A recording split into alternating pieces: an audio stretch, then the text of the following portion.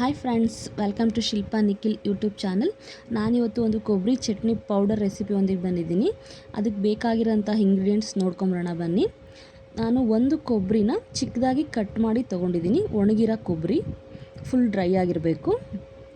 ನೀಟಾಗಿ ಚಿಕ್ಕದಾಗಿ ಕಟ್ ಮಾಡ್ಕೊಳ್ಳಿ. ಹುಣ್ಸೆಹಣ್ಣು ತೊಗೊಂಡಿದ್ದೀನಿ. ಇದು ಒಂದು ಚಿಕ್ಕ ನಿಂಬೆಹಣ್ಣಿನಲ್ಲಿ ಅರ್ಧ ನಿಂಬೆಹಣ್ಣಷ್ಟು ಹುಣ್ಸೆಹಣ್ಣು ನಾನು ತೊಗೊಂಡಿದ್ದೀನಿ. ಕರಿಬೇವನ್ನ ಸ್ವಲ್ಪ ಲೈಟಾಗಿ ಫ್ರೈ ಮಾಡಿ ತೊಗೊಂಡಿದ್ದೀನಿ. ಅದೇ ರೀತಿ ಸ್ವಲ್ಪ ಕೊತ್ತಂಬರಿ, ಒಣಮೆಣ್ಸಿನ್ಕಾಯಿ ನಾನು ಒಂದು 7 ತೊಗೊಂಡಿದ್ದೀನಿ. ನೀವು ಸ್ವಲ್ಪ ಖಾರ ಜಾಸ್ತಿ ಬೇಕಂದರೆ ಸ್ವಲ್ಪ ಜಾಸ್ತಿ ತೊಗೊಳ್ಳಿ. ಹಾಗೆ ಜೀರಿಗೆ, ಬೆಳ್ಳುಳ್ಳಿ. ಈಗ ಅದನ್ನು ರುಬ್ಕೋಬೇಕು. ನೋಡಿ, ಒಣಮೆಣ್ಸಿನ್ಕಾಯಿನೂ ಕೂಡ ಸ್ವಲ್ಪ ನಾನು ಲೈಟಾಗಿ ಫ್ರೈ ಮಾಡಿದ್ದೀನಿ, ಸ್ವಲ್ಪ ಹಸಿ ಸ್ಮೆಲ್ ಹೋಗಲಿ ಅಷ್ಟೇ ಅಂತ. ಬೆಳ್ಳುಳ್ಳಿನ ನಾನು 2 ಗಡ್ಡೆ ಬೆಳ್ಳುಳ್ಳಿನ ಬಿಡಿಸಿ ತೊಗೊಂಡಿದ್ದೀನಿ. ಅದೇ ರೀತಿ ಕೊಬ್ಬರಿ ಕೂಡ ಅಷ್ಟೇ ಚಿಕ್ಕದಾಗಿ ಕಟ್ ಮಾಡಿ ತೊಗೊಂಡಿದ್ದೀನಿ. ಸ್ವಲ್ಪ ಜೀರಿಗೆ ತೊಗೊಂಡಿದ್ದೀನಿ. ರುಚಿಗೆ ತಕ್ಕಷ್ಟು ಸ್ವಲ್ಪ ಉಪ್ಪು ಹಾಕ್ಬಿಟ್ಟು ಇದನ್ನು ನೀರು ಹಾಕ್ದಲೇ ಗ್ರೈಂಡ್ ಮಾಡ್ಕೊಳ್ಳಿ, ರುಬ್ಕೊಳ್ಳಿ. ನೀರು ಹಾಕಬಾರ್ದು. ನೋಡಿ ಎಷ್ಟು ನೀಟಾಗಿ ಪುಡಿ ಪುಡಿ ಆಗಿದೆ ಚಟ್ನಿ ಪೌಡ್ರು.